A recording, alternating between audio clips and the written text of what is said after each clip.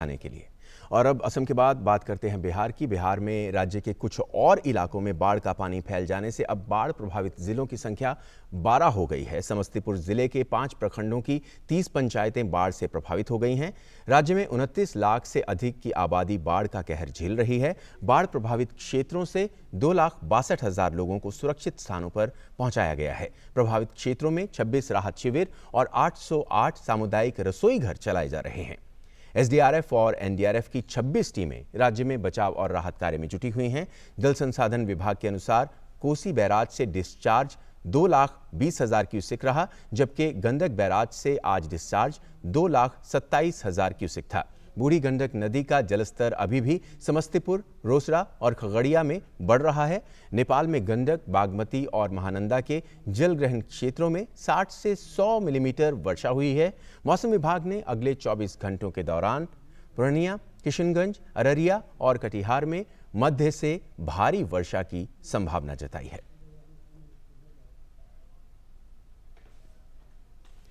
और इस पर और अधिक बात करने के लिए पटना से हमारे संवाददाता सलमान हैदर हमारे साथ जुड़ गए हैं। सलमान, मौसम विभाग ने अगले 2 दिनों में हल्की से मध्यम बारिश की उम्मीद जताई है। ऐसे में किस तरह के राहत और बचाव कार्य चल रहे हैं और क्या ताज़ा स्थिति है बिहार में बाढ़ को लेकर?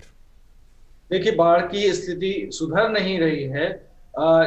अगर जैसा कि मौसम विभाग कह रहा है कि मध्यम से लेकर के भारी वर्षा हो सकती है 2 दिनों में अगले, लेकिन नदियां जो पहले से ही हाई फ्लड लेवल यानी जो अब तक का उच्चतम बाढ़ बिंदु था वो पार कर चुकी थी।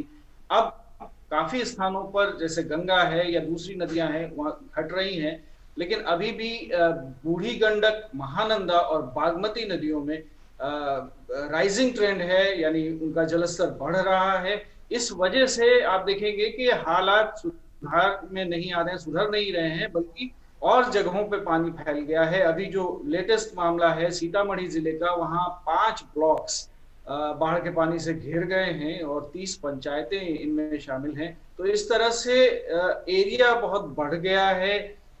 जो सामुदायिक रसोई घरों के माध्यम से जिनको भोजन दिया जाता था उनकी संख्या बढ़ गई है।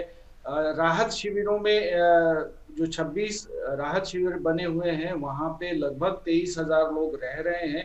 तो स्थिति अभी ये है कि आने वाले 1-2 दिनों में फिलहाल ऐसी कोई बहुत बड़ी राहत नहीं मिलने वाली है और स्थिति लगभग या तो खराब हो रही है या कहीं कहीं ज्यों की त्यों बनी हुई है। कुछ स्थानों से पानी जरूर निकल गया है।